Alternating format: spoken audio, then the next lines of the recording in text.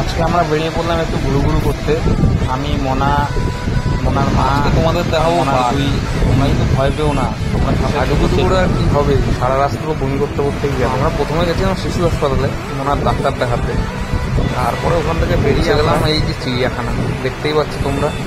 তো আমরা টিকিট কেটে এন্ট্রি নিয়ে নিলাম, আর এখানে পার পার্সন 50 টাকা করে টিকিট। তোমরা যদি চিড়িয়াখানায় যাওয়ার প্ল্যান করো তাহলে অবশ্যই শীতকালে যেও। যাই হোক, এন্ট্রিটা তো সবাই চশমা পরে ভালোই দিল। শুরু হয়ে গেল আমাদের বন্ধুদের সাথে দেখা করা। শুরুতেই আমরা বাঘ দেখে মনে খিদা পেয়েছিল, তাই খেতে না পেয়ে হয়তো ঘাস খাচ্ছি। যাই হোক, বাঘ দেখে কিন্তু আমার মনে খুব খুশি হয়েছে।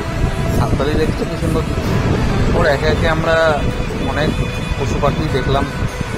চিড়িয়াখানাটা হচ্ছে নিউ আলিপুরে। তোমরা যদি যাও বেসিক্যালি শীতকালে যেও, পিকনিক স্পট আছে পিকনিক। আর এই হলো আমাদের তিয়াসার বয়ফ্রেন্ড।